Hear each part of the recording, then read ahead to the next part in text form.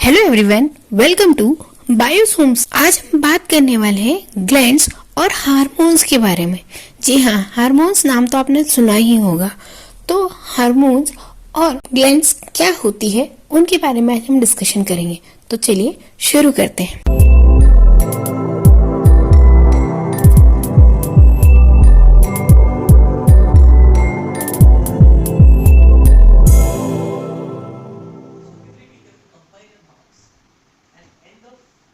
Gland एक type के ऐसे ऑर्गन है जो specific type of derivative proteins का सिक्रीशन करते हैं।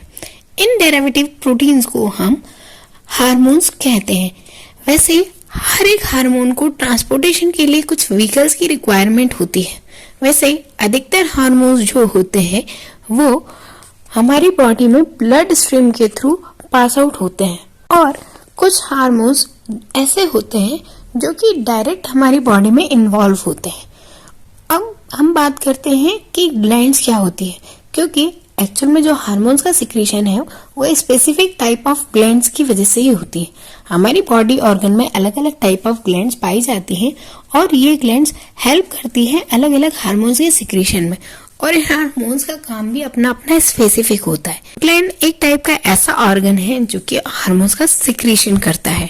जी हाँ, ये ग्लैंड्स 3 प्रकार की होती है। एक होती है एक्सोक्राइन ग्लैंड, एक होती है एंडोक्राइन ग्लैंड और एक होती है मिक्स ग्लैंड। एक्सोक्राइन ग्लैंड्स वो ग्लैंड्स होती हैं जो कि प्रेजेंट तो बॉडी के अंदर होती है, बट उनसे सिक्रीट होने वाले कंपाउंड्स की बात की जाए या उनसे सिक्रीट होने वाले हार्मोन्स की बात की जाए तो बाहर बॉडी के आउटसाइड होते हैं। और दूसरी बात, इन्हें सिंपल से वर्ड्स में ऐसा कहा जाए तो ये डायरेक्ट इनका सिक्रीशन होता है, यानी कि ये जिन सब्सटेंस का सिक्रीशन करते हैं वो डायरेक्ट बॉडी सरफेस पर या बॉडी में आउटर सरफेस पर भी देखा जाता है। इनमें डक्ट पाई जाती है, यानी कि ब्लड स्ट्रीम में आपस में मिक्स नहीं होते, इनमें डक्ट पाई जाती है, और जिसकी वजह से इन्हें डक्ट ग्लैंड भी कहा जाता है। और साथ ही ये ऐसी ग्लैंड्स होती हैं जिनमें अलग अलग फंक्शंस को परफॉर्म करने के लिए अलग अलग ग्लैंड्स होती है, और इनके जो सिक्रेटेड सब्सटेंस है वो हमारी सरफेस पर यानी बॉडी सरफेस पर दिखाई देते हैं। यदि मैं एग्जांपल्स की बात करूं तो हम हमारी सलाइवरी ग्लैंड यानी सलाइवा का सिक्रेशन करती है, और सलाइवा हमारी बॉडी में डाइजेशन में हेल्प करता है। वहीं स्वेट ग्लैंड हमारी बॉडी में स्वेट सिक्रेशन के लिए हेल्प करता है। लैक्रिमल ग्लैंड हमारी बॉडी में टीयर डक्ट का काम करता है, यानी कि जो टीयर का प्रोडक्शन कराता है उनका हेल्प करता है।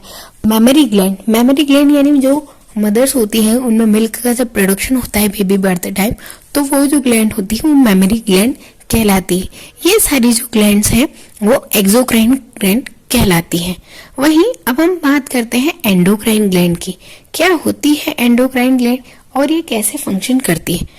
एंडोक्राइन ग्लैंड्स इन्हें डक्टलेस ग्लैंड भी कहा जाता है, क्योंकि इनसे जो सिक्रीट होने वाले सब्सटेंस है उन्हें ब्लड स्ट्रीम में मिलना होता है।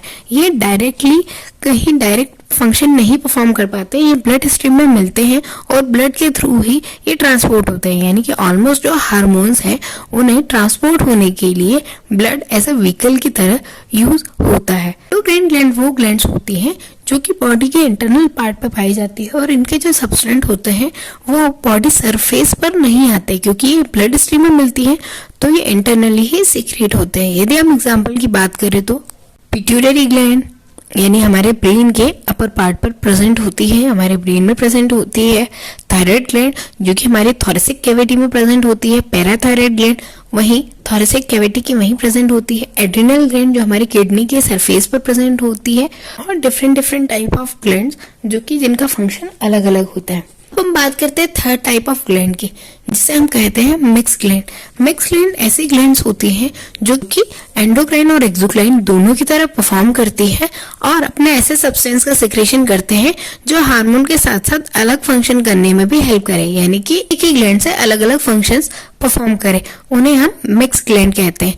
जैसे पैनक्रियास हमारे डाइजेशन में भी हेल्प करता है, साथ ही इंसुलिन नामक हार्मोन का भी सिक्रेशन करता है। थायराइड नाम तो आपने बहुत बार सुना होगा, और कई लोगों ने बोला भी होगा कि थायराइड, और हमें ऐसा लगता है कि थायराइड कोई डिसीज है, या ये वर्ड तो आपने हमेशा सुना होगा कि अरे उसका थायराइड बढ़ गया है, अरे उसमें थायराइड की कमी हो गई है। तो ये एक्चुअल में क्या है? एक्चुअल में थायराइड एक ग्लैंड है जिससे different different type of hormones का सिक्रीशन होता है और ये हार्मोन अपने अलग अलग फंक्शंस को परफॉर्म करते हैं। और ओवरऑल ये थायराइड ग्लैंड से निकलने वाले हार्मोन है, उनकी डेफिशिएंसी की वजह से होने वाले प्रॉब्लम्स की वजह से होता है। तो यहाँ इन हार्मोन्स का नाम के कारण ही इस डिसीज को थायराइड डिसीज कॉमनली कहा जाने लगा, पर थायराइड कोई डिसीज नहीं होती है। तो चलिए आज हम थायराइड के बारे में ही बात करते हैं। थायराइड एक small butterfly like structure gland होती है जो कि थोरेसिक कैविटी में पाई जाती है। थोरेसिक कैविटी मतलब जो आपका नेक का हिस्सा है, गले का जो पहला हिस्सा है, वहां पर ये पाई जाती है। बहुत सारे फंक्शंस पर ये कंट्रोल भी करती है। एक्चुअल में जो थायराइड ग्लैंड से निकलने वाले हार्मोन है वो हमारे डाइजेशन में भी हेल्प करते हैं, मतलब मेटाबॉलिज्म रेट को भी बढ़ाते हैं। मेनली ये आयोडीन के मेटाबॉलिज्म में बहुत ज्यादा हेल्प करता है। कहीं कहीं आपने सुना होगा ना कि आयोडीन की कमी की वजह से घेंगा गॉइटर नामक डिसीज हुई है, तो वो भी इस थायराइड के कारण ही होती है। तो उसी के बारे में आज हम पूरा डिस्कशन करेंगे। जैसे हमने बात की कि जो थायराइड है वो स्मॉल बटरफ्लाई शेप की एक ग्लैंड होती है जो कि नेक में प्रेजेंट होती है, या मैं कहूँ कि एक टी शेप की एक होती है जिसकी मेडिसिन भी लगभग उसी के समान दिखाई देती है। थायराइड ग्लैंड जो होती है वो कई सारे हार्मोन्स का सिक्रेशन करती है और ये हार्मोन डाइजेशन के साथ साथ ग्रोथ में और डेवलपमेंट में भी हेल्प करते हैं। इससे निकालने वाले 4 हार्मोन हैं जिनका नाम है थायरॉक्सिन, ट्राइआयोडोथायरोनिन, रिवर्स ट्राइआयोडोथायरोनिन और कैल्सिटोनिन। ये 4 हार्मोन हम जो थायराइड ग्लैंड से रिलीज होते हैं। थायरॉक्सिन ये सबसे पहला हार्मोन है और ये सबसे पहले थायराइड ग्लैंड से रिलीज होता है और इसका जो काम होता है बॉडी में मिलकर यानी ब्लड स्ट्रीम में मिलकर ये डीआयोडोनाइज करता है। डीआयोडोनाइज मतलब आयोडीन के डाइजेशन में ये हेल्प करता है। आपने सुना होगा ना कि आयोडीन की कमी से ये डिसीज हुई जिसका हमने पहले भी बात की। तो एक्चुअल में ऐसा होता है कि थायरॉक्सिन का मेन काम होता है डाइजेशन करने के लिए, और जब इसे आयोडीन मिलता है तो ये अपना फंक्शन बहुत अच्छे से प्रिपेयर करता है, प्रॉपर नॉर्मल फंक्शन प्रिपेयर करता है। बट जब इसे आयोडीन प्रॉपर नहीं मिल पाता तो क्या होता है, थायराइड ग्लैंड अपने आप को इंक्रीज करने लगती है। उसे लगता है कि मुझे थायरॉक्सिन और सीक्रेट करना है, जिसके कारण मुझे अपना शेप जो है, साइज जो है वो इंक्रीज करना पड़ेगा। तो थायराइड ग्लैंड अपना शेप और साइज इंक्रीज करने लगती है। अब जब उसका साइज इंक्रीज होने लगता है तो वो बॉडी के अपने शेप को छोड़कर बाहर आउटर फेस तक आने लगती है, जिसके कारण अपना साइज इसका जो होता है वो इंक्रीज हो जाता है और जिसे हम घेंगारो या गॉटर भी कहते हैं। फिर इसी ग्लैंड से दूसरा निकलने वाला हार्मोन T3 हार्मोन, जिसे हमने ट्राइआयोडोथायरोनिन कहा है, ये भी कम अमाउंट में रिक्वायर्ड होता है पर ये मेटाबॉलिज्म में बहुत इफेक्टिव होता है। वहीं जो रिवर्स यानी RT3 है, रिवर्स ट्राइआयोडोथायरोनिन, वो भी के इफेक्ट को रिवर्स करता है। यानी कि कोई चीज यदि डाइजेस्ट ज्यादा हो रही है, ज्यादा मेटाबोलाइज हो रही है, तो उसे कंट्रोल करने के लिए ये हार्मोन रिलीज होता है। फिर आता है लास्ट हार्मोन, ये होता है कैल्सिटोनिन। कैल्सिटोनिन हार्मोन का काम होता है ब्लड स्ट्रीम में कैल्शियम के अमाउंट को रेगुलेट करना। ऐसा ना हो कि हमारी बॉडी में कैल्शियम का अमाउंट बढ़ जाए या कम हो जाए, उसे रेगुलेट करने के लिए इन हार्मोन का रिलीजेशन होता है। हम बात करते हैं कि थायराइड ग्लैंड से निकलने वाले हार्मोन किन किन बॉडी फंक्शंस पर इफेक्ट करते हैं। तो वो इफेक्ट करते हैं मेटाबॉलिज्म पर, हार्ट बीट पर, ब्रीथिंग पर, डाइजेशन पर, बॉडी टेम्परेचर पर, ब्रेन डेवलपमेंट पर, मेंटल एक्टिविटी पर, स्किन और बोन मेंटेनेंस पर और फर्टिलिटी पर भी ये ज्यादा इफेक्ट करती है। कई बच्चों में ग्रोथ का डेवलपमेंट इसीलिए नहीं हो पाता कि उनका थायराइड अच्छे से डेवलप नहीं होता, और कई बार आपने सुना होगा कि फीमेल्स में मेंस्ट्रुएशन डिस्टर्ब हो जाता है बिकॉज ऑफ थायराइड की वजह से। एक्चुअली एक एक्सपेरिमेंट किया गया था जिसमें एक टेडपॉल यानी जो फ्रॉग का बेबी होता है उसमें से उसकी थायराइड ग्लैंड को निकाल दिया गया था, जिससे वो टेडपॉल कभी फ्रॉग में कन्वर्ट नहीं हो पाया। जिससे ये भी प्रूव होता है कि थायराइड ग्लैंड डेवलपमेंट में भी उतना ही हेल्प करती है जितना मेटाबॉलिज्म में हेल्प करती है। कोई पर्सन थायराइड ग्लैंड के बिना सरवाइव कर सकता है? जी, सरवाइव तो कर सकता है, पर उसके लिए उसकी बॉडी में कुछ मॉडिफिकेशन करने होंगे जिसकी वजह से उन थायराइड से निकलने वाले हार्मोन उसकी बॉडी में वापस फंक्शन कर सके। साइड इफेक्ट्स भी हो सकते हैं और जिसके एडवर्स सिम्टम्स भी हो सकते हैं। बात करते हैं हाइपोथायराइडिज्म और हाइपरथायराइडिज्म। हाइपर का मतलब होता है ओवर रिएक्टिव थायराइड और हाइपो का मतलब होता है अंडर रिएक्टिव थायराइड। तो जब थायराइड यानी कि थायराइड से निकलने वाले हार्मोन्स का नंबर बहुत कम हो, यानी वो अंडर रिएक्टिव हो, तब क्या होता है, तो वो लेस अमाउंट में हार्मोन्स का रिलीजेशन करता है, जिससे हमारी बॉडी का मेटाबॉलिज्म स्लो डाउन हो जाता है और से भी कई सारे डिसीज हो सकते हैं। जैसे एक होता है हाशिमोटो डिसीज या एक ऑटो इम्यून डिसीज होता है, जिसमें बॉडी का जो ग्रोथ है वो कंप्लीट नहीं हो पाता, केवल हेड का पार्ट बढ़ पाता है और बॉडी पतली रह जाती है। ये मेनली ये डिसीज बच्चों में ज्यादा होती है। आयोडीन की डेफिशिएंसी हो जाती है और मेटाबॉलिज्म भी डिस्टर्ब होता है। हम हाइपरथायराइडिज्म की बात करें यानी ओवर रिएक्टिव थायराइड्स की बात करें, तब यहाँ पर जो रिलीज होने वाले हार्मोन का नंबर है या अमाउंट है वो बॉडी में आवश्यकता से ज्यादा हो जाता है, जिसकी वजह से हमारा जो मेटाबॉलिज्म है वो स्पीड अप हो जाता है। बट ये भी बहुत सारी डिसीज को बर्थ देता है, क्योंकि इसकी वजह से ज्यादा हार्मोन सेक्रेट होने की वजह से एक ग्रेव डिसीज होती है। ये एक तरह की ऑटो इम्यून डिसीज है, जिसमें हमारी सेल्स को हार्म करने लगती है। थायरोक्सिन रिलीज होने की वजह से थायराइड ट्यूमर भी कॉज हो सकता है। ये थी थायराइड ग्लैंड के बारे में बातें कि कैसे होगा, उसका हाइपर सिक्रेशन से क्या होगा, हाइपो सिक्रेशन से क्या होगा। अब हम बात करते हैं कि इसकी कंडीशन को कैसे ट्रीट किया जाता है। तो बहुत सारे ऑप्शन होते हैं, आजकल तो मेडिकल साइंस ने बहुत डेवलपमेंट कर लिया है। तो मेडिकेशन, रेडियोथेरेपी, कीमोथेरेपी और सर्जरी के थ्रू भी इसका ट्रीटमेंट किया जाता है। मेडिकेशन तो बहुत कॉमन है, यदि जिसे भी थायराइड से रिलेटेड कोई भी डिसीज है उन्हें डायग्नोसिस किया जाता है और उनके टाइप की प्रॉब्लम होती है उसके अकॉर्डिंग उन्हें ट्रीटमेंट दिया जाता है। रेडियो एक्टिव या रेडियोलॉजी की बात की जाए तो इसमें उस माल फंक्शनिंग वाले ग्लैंड को या उसके पार्ट को रिमूव कर दिया जाता है, जिससे पूरी ग्लैंड फंक्शन कर सके। पिट्यूटरी ग्लैंड को हिंदी में पीयूष ग्रंथि भी कहा जाता है। इसका साइज बहुत छोटा होता है, लगभग 5 ग्राम इसका एवरेज वेट होता है और ये पी यानी कि मटर के दाने के समान दिखाई देने वाली ग्लैंड होती है। ये अपने साथ हाइपोथैलेमस ग्लैंड के साथ जुड़ी हुई होती है और ये ब्रेन में प्रेजेंट होती है, यानी कि ह्यूमन का जो ब्रेन होता है वहां पर ये सेट में प्रेजेंट होती है। ये 3 पार्ट्स में डिवाइड होती है, इंटीरियर, पोस्टीरियर और इंटरमीडिएट या कहे कि मिडिल पोर के फॉर्म में प्रेजेंट होती है। ये मेनली रेगुलेटरी हार्मोन्स का सिक्रीशन करती है और जो हार्मोन्स अलग अलग ग्लैंड से निकलते हैं उनका रेगुलेशन का काम करती है। इसी कारण इसे मास्टर ग्लैंड भी कहा जाता है। और मास्टर को यदि हम टीचर से समझे तो एक क्लास में जैसे टीचर होता है या मास्टर होता है जो कि कोऑर्डिनेट करता है, सारे स्टूडेंट्स को रेगुलेट करता है, वैसे ही ये ग्लैंड भी सारे दूसरी ग्लैंड्स के हार्मोन के सिक्रीशन को रेगुलेट करती है। इसीलिए पिट्यूटरी ग्लैंड को मास्टर ग्लैंड भी कहा जाता है। इसके 3 पार्ट होते हैं, यानी कि पिट्यूटरी ग्लैंड 3 पार्ट से मिलकर बनी है, इंटीरियर पिट्यूटरी, पोस्टीरियर पिट्यूटरी और इंटरमीडिएट लोब पिट्यूटरी। इनसे अलग अलग हार्मोन सीक्रेट और रिलीज होते हैं जो कि दूसरे हार्मोन्स की हेल्प भी करते हैं, साथ में ह्यूमन बॉडी रेगुलेशन में भी कंट्रोल करते हैं। तो चलिए अब हम इसके पार्ट्स के बारे में और पार्ट से निकलने वाले हार्मोन्स के बारे में बात करते हैं। सबसे पहले हम बात करते हैं इंटीरियर लोब की। पिट्यूटरी के फ्रंट पार्ट से रिलीज होने वाले हार्मोन इंटीरियर पिट्यूटरी हार्मोन्स कहलाते हैं, जिनमें somatotropic hormone, growth hormone, corticotropic hormone, thyroid stimulating hormone, luteinizing hormone, prolactin hormone जैसे हार्मोन्स का सिक्रीशन होता है। तो चलिए अब हम इन हार्मोन्स के बारे में डिस्कशन करते हैं। इंटीरियर पिट्यूटरी से सोमेटोट्रोप्सी यानी कि ह्यूमन ग्रोथ हार्मोन का रिलीजेशन होता है, जो कि ह्यूमन के ग्रोथ एंड डेवलपमेंट में हेल्प करता है।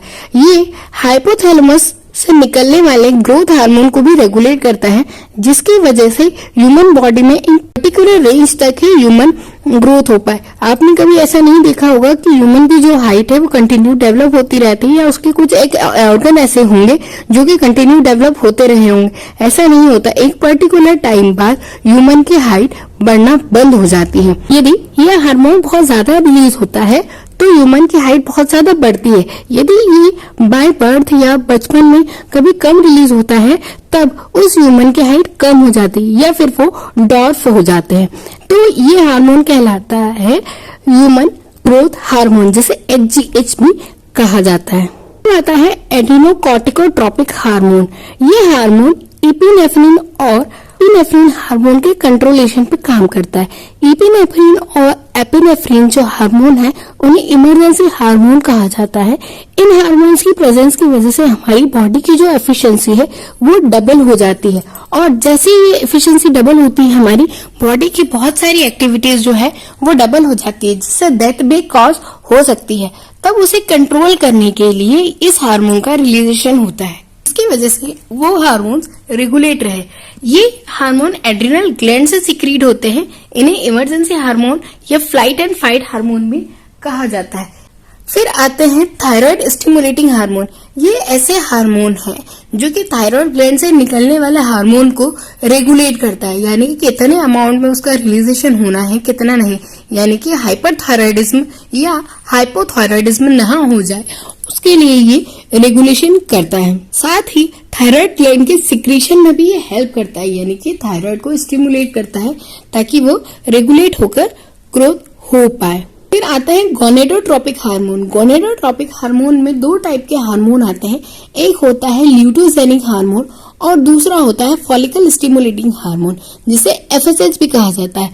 फॉलिकल स्टिमुलेटिंग हार्मोन गोनाड से रिलीज होता है, जो कि ह्यूमन में जर्म सेल्स बनाने में हेल्प करता है, यानी स्पर्म और ओवम प्रोडक्शन के लिए फॉलिकल्स की फॉर्मेशन में ये हेल्प करता है।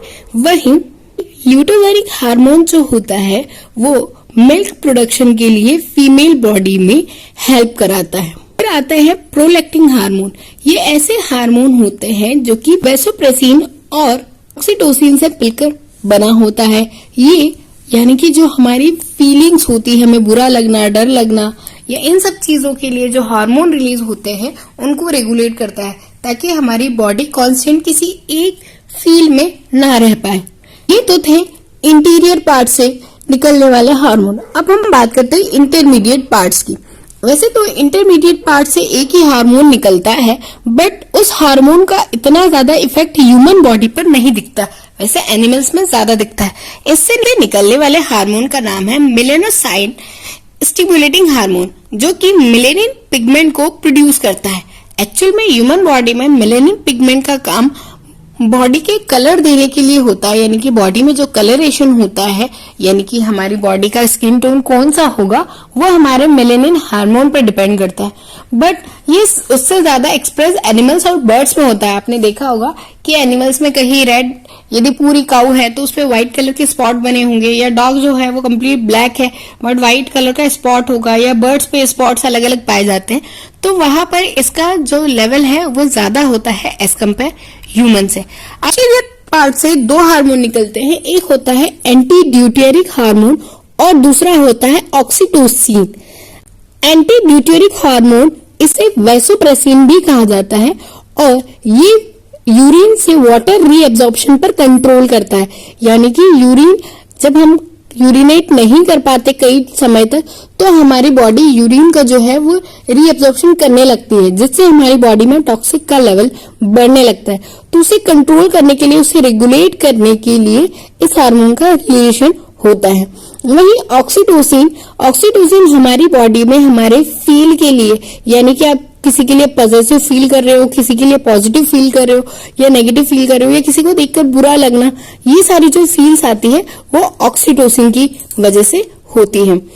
अब हम बात करते हैं पिट्यूटरी ग्लैंड्स के जो हार्मोन है वो किन किन प्रोसेस में इन्वॉल्व होते हैं। तो वो इन्वॉल्व होते हैं ग्रोथ में, ब्लड प्रेशर कंट्रोल में, प्रेगनेंसी में, चाइल्ड बर्थ के टाइम, क्योंकि वैसोप्रेसिन के ऑक्सीटोसिन के साथ एक और हार्मोन रिलीज होता है जो कि केवल फीमेल में होता है, वो कहलाता है रिलैक्सेशन। और ये रिलीज जब होता है जब फीमेल पार्चुरेशन के दौरान बेबी बर्थ देने वाली होती है, तब उसकी मसल्स को कॉन्ट्रैक्ट कराकर बेबी बर्थ कराने में हेल्प कराता है। मिल्क के प्रोडक्शन में, सेक्स ऑर्गन्स के डेवलपमेंट में, उनके फंक्शन में, थायराइड ग्लैंड के फंक्शंस में, मेटाबॉलिक कन्वर्जन करने का, यानी मेटाबॉलिक करके एनर्जी प्रोडक्शन में, वाटर और ऑस्मोरेगुलेशन में, बॉडी में, किडनी में रीअब्जॉर्प्शन और वाटर लेवल को बनाए रखने में, टेम्परेचर रेगुलेशन में, पेन रिलीफिंग में, फील में, इन सारी चीजों में पिट्यूटरी ग्लैंड से सिक्रीट होने वाले हार्मोन यूज होते हैं या कहा जाए कि काम आते हैं। हाइपोथैलेमस ग्लैंड एक एंडोक्राइन ग्लैंड है जो कि पिट्यूटरी ग्लैंड से जुड़ी हुई होती है। यानी कि जब हमने पिट्यूटरी ग्लैंड की बात करते हैं तो हाइपोथैलेमस ग्लैंड भी उससे जुड़ी होती है। यानी पिट्यूटरी का जो लोअर पार्ट होता है वहां पर हाइपोथैलेमस ग्लैंड प्रेजेंट होती है। ये बहुत छोटी टाइनी स्ट्रक्चर में प्रेजेंट होती है और ये रेगुलेशन के लिए और मेटाबॉलिक रिएक्शंस के लिए बॉडी में रिस्पॉन्सिबल होती है। यानी कि जितने भी नर्व कंट्रोल होते हैं, मेटाबॉलिज्म कंट्रोल होते हैं, या मैं कहें कि जितने भी हमारे इनवॉलंटरी एक्शंस हैं उनके रेगुलेशन में ये हेल्प करती है। साथ ही जब हमारी बॉडी में जो पिट्यूटरी ग्लैंड से रिलीज होने वाले हार्मोन हैं उनके रेगुलेशन में भी ये हेल्प करती है। यानी कि पिट्यूटरी और हाइपोथैलेमस ग्लैंड दोनों मिलकर बॉडी में सारी चीजों का रेगुलेशन करती हैं। जैसे हमने बात की थी कि कुछ हार्मोन हमारी बॉडी में ऐसे होते हैं जो कि हमारे फील के लिए होते हैं, कि हमें फटीग फील हो रहा है या हमें स्लीपिंग फील हो रहा है, टायर्ड लग रहा है या हंगर लग रही है, मतलब भूख लग रही है या फीवर जैसा लग रहा है। तो ये सारी जो चीजों की फीलिंग के लिए होता है वो हमारी बॉडी के एक हार्मोन की वजह से होता है। सेम उस हार्मोन को कंट्रोल करने के लिए जो एक ग्लैंड होती है वो कहलाती है हाइपोथैलेमस ग्लैंड।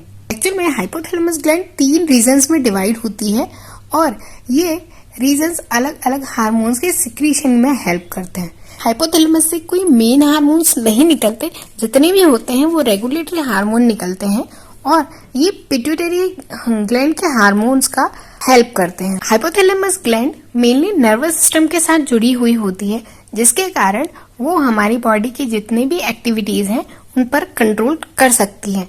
हमने बात की कि ये मेनली हमारे इनवॉलंटरी एक्शंस को भी कंट्रोल करती है। यानी कि आपने कभी कभी नोटिस किया होगा कि आपको यदि भूख लगती है तो आपकी स्टमक से आवाज आती है या आपका हिकअप आना, स्लीपिंग फील करना, ये सारी चीजें हाइपोथैलेमस के हार्मोन रिलीज की वजह से होती है, जिसकी वजह से हमें ये सारी चीजें फील होती है और हमारी बॉडी इनसे एक्शन में आती है। इसके हार्मोन्स को रिलीजिंग हार्मोन्स या रिलीजिंग फैक्टर भी कहा जाता है। ये बॉडी में ट्रांसपोर्टेशन का काम करती है। यानी कि हमने बात की ना कि नर्व सिस्टम से रिलेटेड होता है, तो ये हमारी बॉडी में सिग्नल्स पास करने के लिए भी फंक्शन करती है। अब हम हाइपोथैलेमस के हार्मोन्स की बात करते हैं।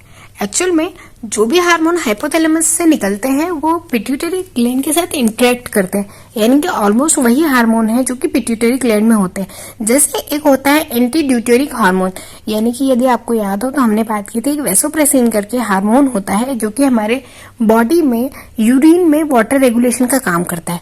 वहीं ये एंटी ड्यूटेरिक हार्मोन भी उसी तरह होता है, बस ये जो हमारा ब्लड प्रेशर है उसे कंट्रोल रखता है और हमारी बॉडी में हमारे ब्लड में वाटर लेवल के कंसंट्रेशन को बनाए रखने का काम करता है।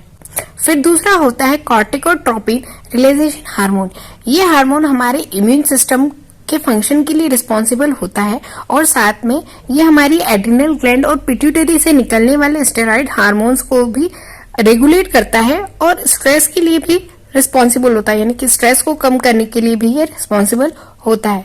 फिर आता है गोनेडोट्रोपिक रिलीजेशन हार्मोन, यानी कि जो हमारी पिट्यूटरी ग्लैंड से सेक्सुअल हार्मोन्स जो निकलते हैं या हम कहें कि जो कंट्रोल करने वाले हार्मोन्स निकलते हैं उसके रेगुलेशन में भी ये हेल्प करता है और मेनली उनका प्रॉपरली फंक्शन कराने में ये हेल्प करता है। इसीलिए फीमेल में जब मेंस्ट्रुएशन साइकिल स्टार्ट होता है तो उसके पहले पीएमएस स्टार्ट हो जाते हैं। यानी कि पहले से उनके जो सिम्टम्स होते हैं मेंस्ट्रुएशन सिम्टम्स वो दिखाई देने लगते हैं, वो इसी हार्मोन की वजह से होते हैं। फिर आता है ऑक्सीटोसिन, यही हार्मोन है जो कि चाइल्ड बर्थ के टाइम फीमेल में या मदर में ब्रेस्ट मिल्क का रिलीजेशन कराता है। यानी कि ब्रेस्ट मिल्क बन तो जाता है लैक्टोजेनिक हार्मोन की वजह से, पर बेबी के बर्थ के बाद उसका रिलीज होने का जो काम होता है वो ऑक्सीटोसिन कराता है और यही हार्मोन जो होता है वो मदर और बेबी के बीच में बॉन्डिंग बनवाए रखता है। एक होता है प्रोलैक्टिन कंट्रोलिंग हार्मोन। इस हार्मोन को डोपामिन भी कहा जाता है। ये एक स्पेशल टाइप का हार्मोन होता है जो कि हमें रिवार्डिंग हार्मोन भी कहलाता है और ये हमें किसी चीज में सेटिस्फेक्शन देने का काम करता है। यानी कि यदि आप कोई खाना आपके मनपसंद आपका मम्मी ने बनाया हो और वो आप खाएंगे तो वो जहाँ उस टाइम पर की बॉडी में डोपामिन रिलीज होता है जिससे आपको सेटिस्फेक्शन लगता है। फिर आता है थायरोट्रोपिन रिलीजेशन हार्मोन। ये हार्मोन थायराइड ग्लैंड के रेगुलेशन में काम करता है, साथ में मेटाबॉलिक एक्टिविटी में भी फंक्शन परफॉर्म करता है। हाइपोथैलेमस ग्लैंड हमेशा रेगुलेटिंग हार्मोन्स का रिलीजेशन करती है, यानी कि रिएक्टिव हार्मोन्स का रिलीजेशन करती है, जिसके कारण इसमें होने वाले जो फंक्शंस होते हैं, एक्टिविटीज होती है, उसमें जो भी हार्मोन होते हैं वो हाइपोसिक्रीट या हाइपरसिक्रीट नहीं होते। यदि कुछ भी ऐसे डिसऑर्डर्स होते हैं तो उसमें ह्यूमन की लाइफ थोड़ा रिस्क में आ जाती है, और इसके ट्रीटमेंट के लिए हमें हमेशा नर्व सिस्टम वाले जो फंक्शंस है, नर्वस सिस्टम है, वो इफेक्ट होता है। कि कुछ डिसऑर्डर या कहे कि डिसफंक्शनिंग ऑफ हाइपोथैलेमस की वजह से ब्रेन ट्यूमर हो सकता है, इन्फेक्शंस हो सकते हैं, एक्सेसिव ब्लीडिंग हो सकती है, स्ट्रोक भी हो सकता है। कि यदि हम लोअर सिम्टम्स की बात करें कि क्या होते हैं हाइपोथैलेमस के, मतलब कभी कभी कुछ होता है ना कि माल फंक्शनिंग हो गया या प्रॉपर फंक्शन नहीं कर रहा है, but it is not disorder, तो कुछ ओवर रिएक्टिव सिम्टम्स जो होते हैं वो होता है सेंसिटिविटी हो जाती है, तो हीट के लिए या कोल्ड के लिए, एंजाइटी फील होता है, मूड स्विंग्स होते हैं, टायर्डनेस लगती है, इचिंग होने लगती है, सिम्टम्स इसके हो सकते हैं। पैराथायराइड में एक स्मॉल एंडोक्राइन ग्लैंड है जो कि ह्यूमन नेक पर पाई जाती है।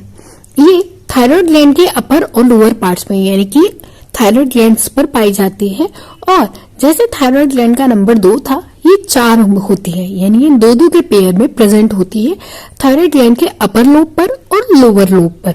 ये भी ह्यूमन नेक में ही प्रेजेंट होती है, यानी जो हमारी थोरेसिक कैविटी है वहीं पर ये प्रेजेंट होती है। इसका मेन काम ये होता है कि ये हेल्प करती है थायराइड ग्लैंड के कुछ हार्मोन्स का, और साथ में पैराथायराइड नामक हार्मोन का रिलीजेशन करती है, जो कि ब्लड में कैल्शियम लेवल को रेगुलेट करने का काम करता है और बोन्स तक कैल्शियम लेवल को पूरा पहुंचाने तक का काम करता है। यानी कि यदि ब्लड में कैल्शियम का लेवल ज्यादा हो गया है तो उन्हें बोन्स तक पहुंचाएगा, और यदि बोन्स में उसका लेवल कम हो गया है तो वह ब्लड से लेकर बोन्स तक पहुंचाता है, यानी कि ट्रांसपोर्टेशन ऑफ कैल्शियम का फंक्शन करता है। ये मेनली बोन मेटाबॉलिज्म में ही हेल्प करता है, यानी कि कैल्शियम लेवल को बढ़ाए रखने के लिए काम करता है। ये बॉडी में कैल्शियम और फॉस्फेट के लेवल को बनाए रखता है, जिसकी वजह से मसल्स और नर्व सेल्स के बीच में अच्छे से फंक्शन हो पाए। इससे निकलने वाले हार्मोन को हम पैराथायराइड हार्मोन कहते हैं, और ये एक तरह का प्रोटीन है जो कि हीमोस्टैटिक कंडीशन से बचाता है। साथ में ये कैल्शियम और फॉस्फेट के डाइजेशन में भी हेल्प करता है। पैराथायराइड ग्लैंड से निकलने वाले हार्मोन्स की कोई सिक्रेशन में यदि कमी और अधिकता हो जाती है, जैसे यदि ओवर सिक्रेशन हो गया तो उसे हाइपर पैराथायराइडिज्म कहते हैं, और यदि कम हुआ सिक्रेशन या अंडर रिएक्टिव हुआ तो उसे हाइपोथायराइडिज्म कहते हैं, और इसके कारण कई डिसीज होने के चांसेस बढ़ जाते हैं।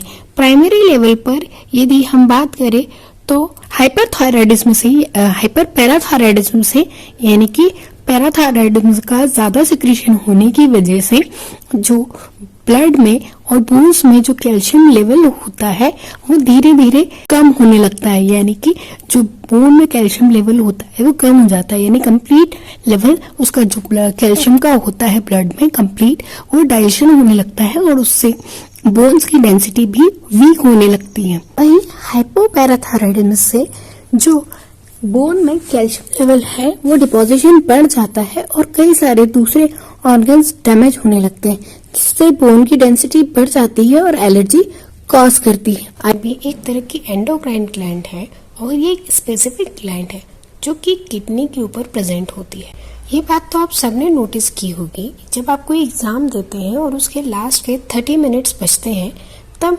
हमारी जो राइटिंग स्पीड होती है वो बढ़ जाती है और हमें जल्दी जल्दी लिखना शुरू कर देते हैं, या फिर कभी हमारे पीछे कोई डॉग या कोई एनिमल पड़ा हो जो कि हमें काटने की कोशिश कर रहा हो, तब भी हम भागने लगते हैं, और वो भागने की स्पीड हमारी नॉर्मल स्पीड से कहीं ज़्यादा होती है।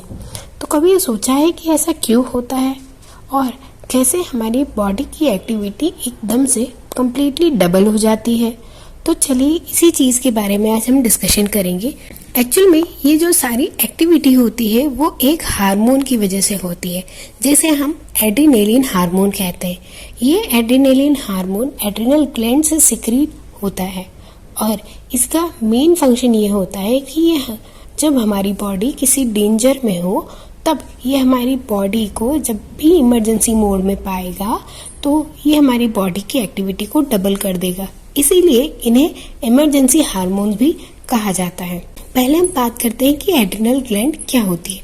एड्रिनल ग्लैंड जैसे हमने बताया कि एक एंडोक्राइन ग्लैंड है और किडनी के ऊपर प्रेजेंट होती है, यानी कि हमारी एक किडनी पर एक केप शेप का स्ट्रक्चर जो होता है उस पर प्रेजेंट होती है, यानी कि हमारी बॉडी में 2 एड्रिनल ग्लैंड्स प्रेजेंट होती है। ये एड्रिनल ग्लैंड्स 2 पार्ट से मिलकर बनी होती है। एक कहलाता है मेडुला और एक पार्ट कहलाता है कॉर्टेक्स। जो कॉर्टेक्स वाला पार्ट होता है वो 3 जोन्स में डिवाइड होता है, जिसे हम जोना ग्लोमेरुलोसा, जोना फेलोसिटेटा और जोना रेटिकुलिस कहते हैं।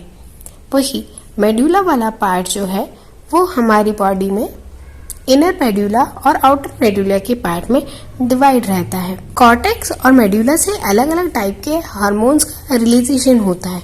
जो कॉर्टेक्स वाला पार्ट होता है वो स्टेरॉइड हार्मोन्स का सिक्रीशन करता है। स्टेरॉइड हार्मोन्स यानी वो हार्मोन्स जो हमारे सेक्स हार्मोन्स के प्रोडक्शन में हेल्प करते हैं या उन्हें स्टिमुलेट करने का काम करते हैं, और यही हार्मोन हमारी बॉडी में गैमेट्स के फॉर्मेशन में भी हेल्प कराते हैं। मेड्यूला वाले पार्ट से हमारी बॉडी में नर्व सिस्टम के लिए एक इम्पल्स निकलता है, और यही इम्पल्स हमारी बॉडी में कुछ हार्मोन्स का सिक्रीशन करके हमारी बॉडी की एक्टिविटी को बढ़ाता है। जी हाँ, यानी जिन हार्मोन्स की हम बात कर रहे हैं जो कि इमरजेंसी हार्मोन कहलाते हैं, वो एड्रिनल ग्लैंड के मेडुला वाले पार्ट से निकलते हैं। यानी मेडुला पार्ट से 2 हार्मोन निकलते हैं जिसे एड्रिनलिन और नॉन एड्रिनलिन हार्मोन कहा जाता है। साथ में इन्हें एपिनेफ्रिन और इपिनेफ्रिन भी कहा जाता है, या एपिनेफ्रिन और नॉन एपिनेफ्रिन के नाम से भी जाना जाता है। ये हार्मोन ब्लड में मिलकर हमारी बॉडी की एक्टिविटी को कम्प्लीटली इंक्रीज कर देते हैं। मेनली ये काम हमारे नर्व सेल्स पर करते हैं, जिससे हमारी नर्व सेल्स को ये सिग्नल मिलता है कि हमारी बॉडी किसी डेंजर या इमरजेंसी के फॉर्म में है।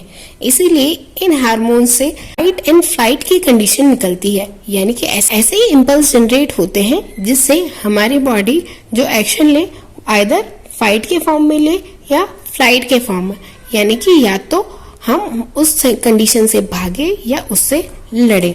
हमने बात की कि मेडुला वाले पार्ट से 2 हार्मोन निकलते हैं, एक कहलाते हैं एड्रिनलिन, दूसरा होता है नॉन एड्रिनलिन। ये दोनों हार्मोन एक दूसरे के वाइस वर्सा होते हैं, यानी कि एक दूसरे के फंक्शंस को रिप्रेस करने के लिए होते हैं। एक्चुअल में जब भी हमारी ह्यूमन बॉडी किसी डेंजर में होती है या इमरजेंसी फॉर्म में होती है, तब एड्रिनल ग्लैंड के मेडुला पार्ट से ये हार्मोन सिक्रीट होते हैं, और जैसे ही ये हार्मोन सिक्रीट होता है हमारी बॉडी की नर्व सेल्स को इम्पल्स मिलता है कि ह्यूमन बॉडी किसी इमरजेंसी फॉर्म में अपने आप को पा रही है। तब हमारी बॉडी की हर एक एक्टिविटी डबल हो जाती है, जैसे हार्ट बीट बढ़ जाती है, बॉडी का डाइजेशन बढ़ जाता है, मेटाबॉलिक एक्टिविटी बढ़ जाती है, रेस्पिरेशन बढ़ जाता है, और जितनी भी हमारी मसल्स और बोन्स की वर्किंग कैपेसिटी है वो बहुत ज़्यादा बढ़ जाती है, जिसके कारण हमारी बॉडी की सारी एक्टिविटीज़ डबल हो जाती है। इन एक्टिविटीज़ के डबल होने की वजह से हमारी बॉडी की जो एफिशिएंसी है वो भी बढ़ जाती है। जैसे हमने पहले भी एग्जाम्पल की फॉर्म में बात की कि यदि आपके एग्जामिनर ने कहा कि लास्ट के 10 मिनट्स बचे हैं और आपको 2 क्वेश्चन लिखना है, तो उस टाइम आपकी जो स्पीड होती है वो बहुत ज़्यादा बढ़ जाती है। आपने कभी इस चीज़ को नोटिस तो किया ही होगा, वो इसी हार्मोन की वजह से होता है। या फिर कहा जाए कि रेस आप कहीं दौड़ रहे हैं और आपको बोला जाए कि बस आप बाउंड्री के 5 मिनट पहले ही है, और आपको फिर पूरी स्पीड से जो आप दौड़ते हैं, तो वो भी इसी हार्मोन की वजह से होता है। अब ये हार्मोन के कारण ऐसा होता है कि हमारी बॉडी की एफिशिएंसी तो बढ़ जाती है, बट वो कंटिन्यू इसी फेज में ना रहे, इसीलिए इसी का repressive hormone non adrenaline hormone secrete होता है, जो कि हमारी बॉडी को नॉर्मल एक्शन में ले आता है। यदि हमारी बॉडी एफ्रिन हार्मोन की वजह से डबल ही फॉर्म में रही, तो हमारी बॉडी में कई सारे डिसऑर्डर्स हो जाएंगे, और यहाँ तक भी हार्ट अटैक जैसी प्रॉब्लम भी हो सकती है। तब हमारी बॉडी से वापस हमारे न्यूरॉन्स उसे सिग्नल भेजता है और नॉन एड्रेनलिन हार्मोन का सेक्रीशन करता है, जिससे हमारी बॉडी की जो एक्टिविटी है वो नॉर्मल कंडीशन में आ जाती है। एग्जाम्पल से हम और समझते हैं कि जैसे आप कहीं बैठे हैं और आपके ऊपर मकड़ी आके गिर जाना, तो मकड़ी को आप मारने की या हटाने की कोशिश करेंगे, यानी कि आप उससे फाइट करें। यही यदि उसकी जगह पर ऐसा हो कि रूम में आप कहीं बैठे हैं और एकदम से इलेक्ट्रिक शॉक की वजह से आग लग जाए, तो जब आप भागने की कोशिश करते हैं या उसे रिप्रेस करने की कोशिश करते हैं, तो ये एक्शन सडन होना इसी हार्मोन की वजह से होता है, जिसकी वजह से आप अपने आप को फाइट और फ्लाइट कंडीशन में रख पाते हैं, और इससे आपकी जो बॉडी की एफिशिएंसी है वो भी हमेशा इंक्रीज रहती है। अब यदि हमेशा बॉडी की एक्टिविटी इंक्रीज रहे तो अच्छा रहेगा ना, हम कोई भी काम फटाफट कर लेंगे। नहीं, ऐसा नहीं है। यदि हमारी बॉडी की एक्टिविटी कंटिन्यू इंक्रीज रहेगी तो हमारा हार्ट बीट रेट और हमारा डाइजेशन, हमारा मेटाबॉलिज्म, हमारा रेस्पिरेशन, हमारी बॉडी की जो नॉर्मल एफिशिएंसी है या नॉर्मल रेट है उससे कहीं ज़्यादा अधिक हो जाएगा, और उसकी वजह से हमारी डेथ भी हो सकती है। तब इस कंडीशन को वापस नॉर्मल में लाने के लिए हमारी ही बॉडी से यानी एड्रिनल ग्लैंड से ही नॉन एड्रिनलिन नामक हार्मोन सिक्रीट होता है, जो कि एपिनेफ्रिन की वजह से या कहा जाए एड्रिनलिन हार्मोन की वजह से जो हमारी बॉडी की एफिशिएंसी इंक्रीज हुई है उसे डिक्रीज करके नॉर्मल रेंज पर लाता है। आई होप ये लेक्चर आपको इंटरेस्टिंग लगा होगा और यूजफुल रहा होगा, तो प्लीज वीडियो को लाइक कीजिए, शेयर कीजिए, चैनल को सब्सक्राइब कीजिए। Thanks for watching.